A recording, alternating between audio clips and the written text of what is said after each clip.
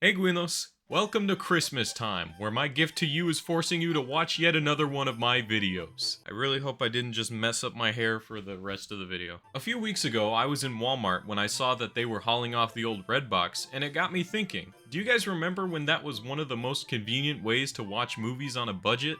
Maybe some of you are too young to have used it and probably won't ever because it's not super convenient anymore. It was just this little rental kiosk where you would get discs of movies and sometimes even video games, and then you would return them on the date they needed to be returned. But most of the time my family didn't, and so we ended up paying the full price of the movie anyways. That's why when Netflix came along offering thousands of movies and TV shows at the price of maybe 2 or 3 rentals a month, it was a no-brainer. Absolutely, we got it. It just made a whole lot more sense to be paying a lump sum every month for seemingly unlimited movies and TV shows when we'd be paying the same amount on rentals or bargain bin purchases. Naturally, Netflix became a gargantuan success, taking out industry titans like Blockbuster and then spawning a bunch of other TV streaming sites. So, due to this boom of subscription-based streaming services, everything has become a subscription. It becomes clearer and clearer every day that companies want to take ownership out of the equation altogether.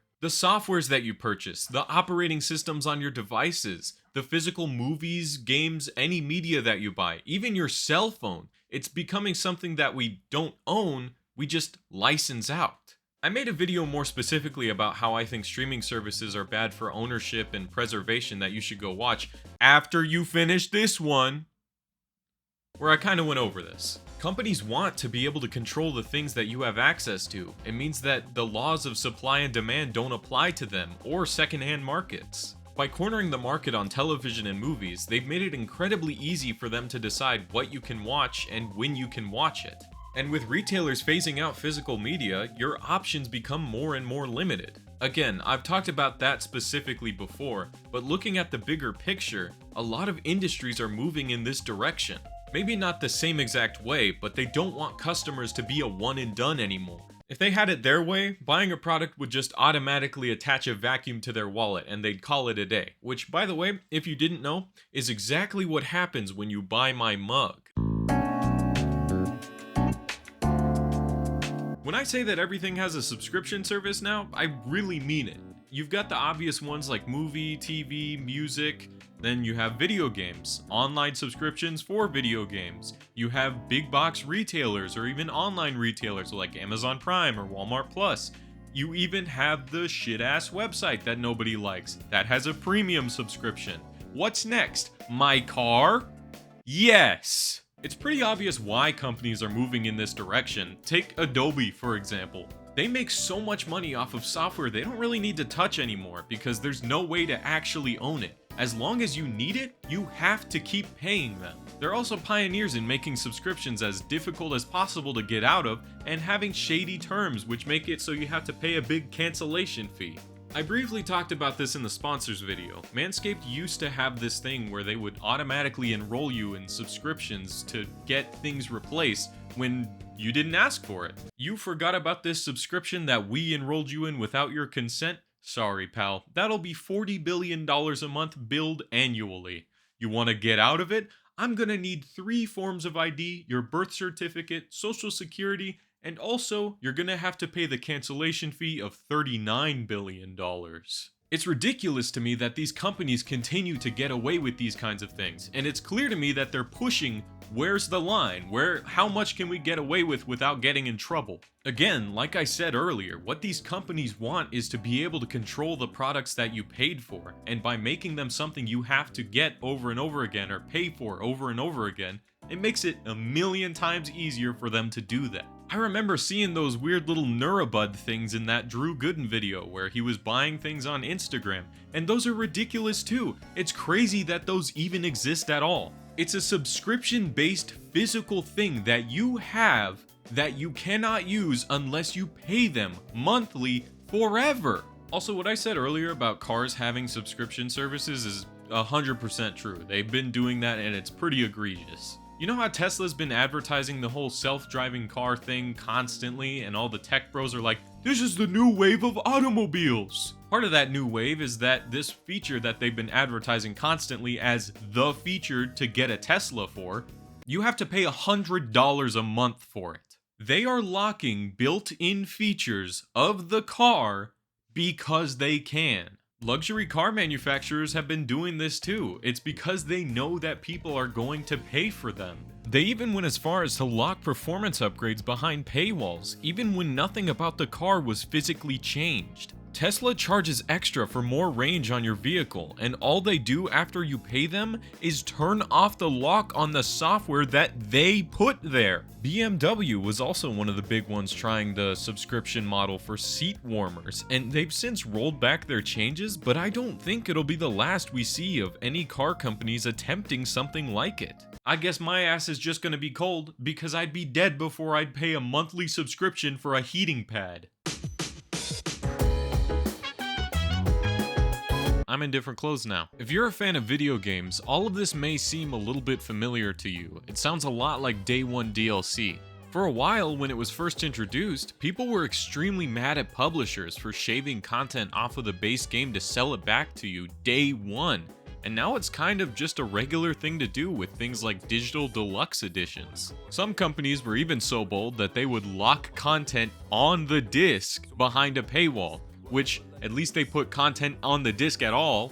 This is what I feel like is going to happen with all of these subscriptions and forms of limited ownership.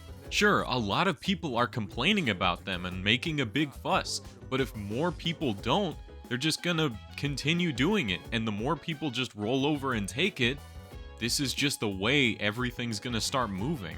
It doesn't just stop with these subscriptions either. You may think that, well, I'll just buy the thing digitally and I'll own it and it'll not be a big deal, but even that convenience comes at a price. Hidden in a lot of the terms and conditions of these services, like Sony's, there are things that stipulate that if one of the companies involved in the product that you bought decides they don't want you to have it anymore, they can just take it out of your library with no refund. And they're allowed to do that because you agreed to those terms and conditions that nobody ever reads. I bring up Sony specifically not only to tell you that the PlayStation 5 actually has a game now and it's called Astrobot, but also because they literally did exactly this. I'm gonna keep this brief because I've already talked about it in another video, but basically Warner Brothers decided that people didn't hate them enough, and so they decided to tell Sony, hey, take all of the Discovery content off of the PlayStation Store, don't give people refunds, and we're gonna do this so we can bolster our streaming service that everybody hates. Again, it's all about controlling the market, making sure that nobody ever really owns their product so they can do whatever the hell they want with it with little to no recourse. But hey, at least John Warner Brothers can buy himself another yacht. Companies already have this intense stranglehold on digital streaming content like music, movies, and television, so what's next? Like I said earlier, with car manufacturers moving towards having monthly fees for you to use features built into the car, tech companies are starting to move this direction too. They want to make sure that you're going to come back to them for repairs, upgrades, and the like. But instead of just locking features behind paywalls, they're making their tech disposable.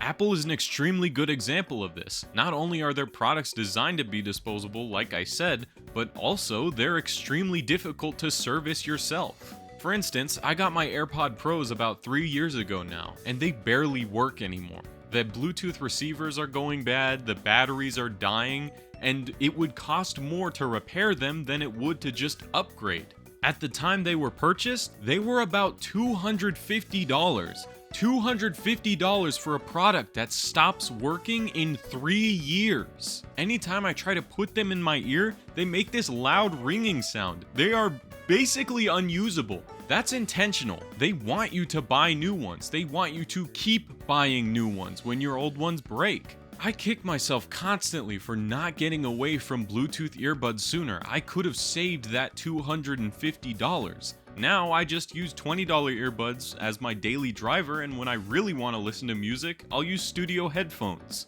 That sounds like a lot, but it works out to being cheaper than the 2 marshmallows on stems that Apple wants you to be subscribed to for the rest of your life. Their phones are not much better. Theoretically, you could keep them working for a long time if you were just able to replace certain parts yourself, but they've made it nearly impossible by gluing them all together. The worst part is that I actually really like how streamlined certain Apple products are. They interface really well with each other, and this camera that I'm using is my iPhone.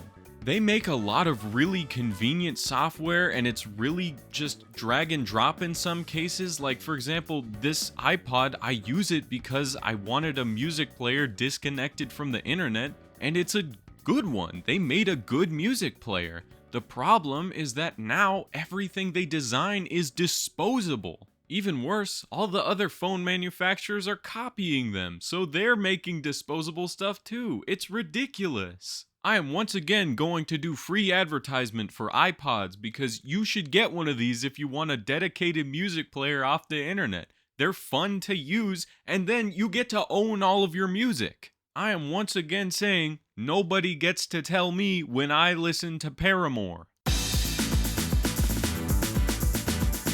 The last thing I want to talk about is, in my opinion, the worst, because it preys on people who struggle to pay for anything at all. Do you guys remember those little things that Walmart used to have where you would go and finance some things so you could pay for it over time rather than just one lump sum? When you were done paying for it, you could have the item, and you would end up paying a little bit more for it, but it was for people to finance so they could actually afford something on a budget. If you thought that was predatory, there are services like Klarna now, where you can finance basically anything from any store. You can finance a goddamn pizza. Klarna and other buy now, pay later services like Affirm are extremely predatory, and it's crazy how easy it is for them to be used on basically any website.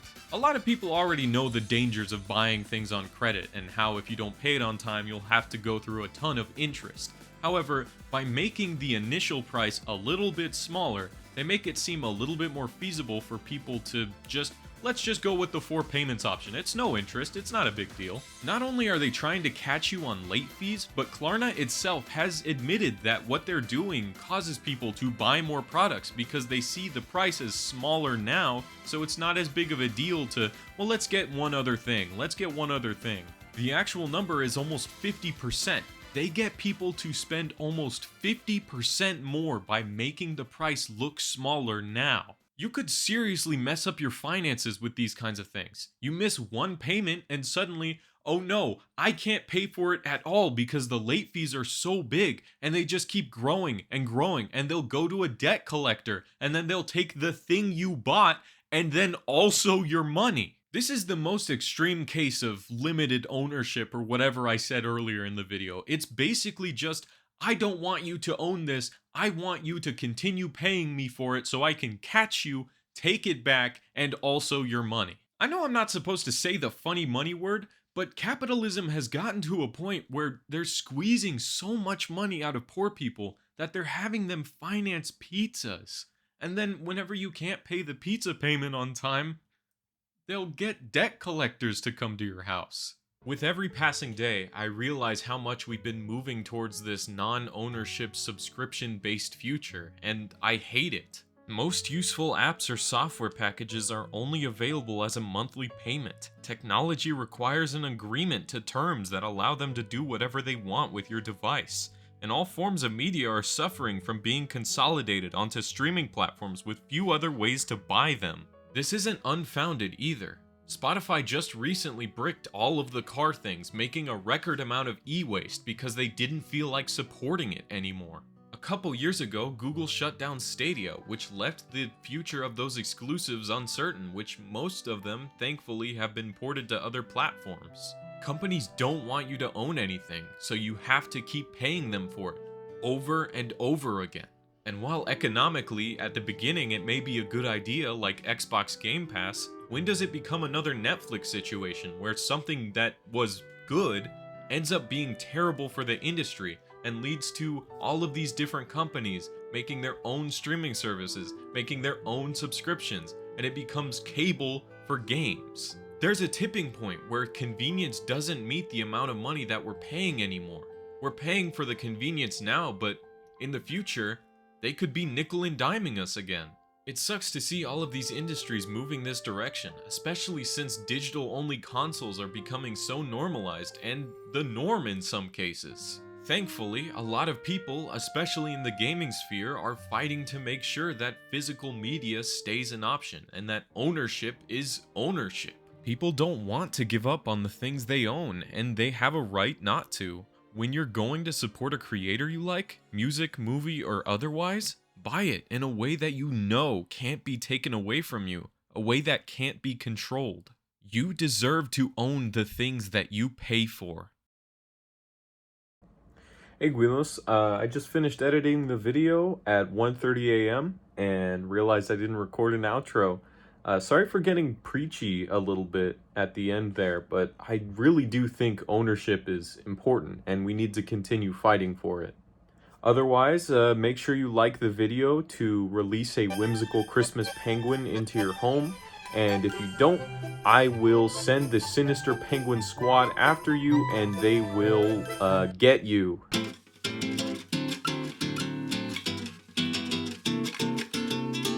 Keep stepping at your, keep stepping at your own pace, stepping.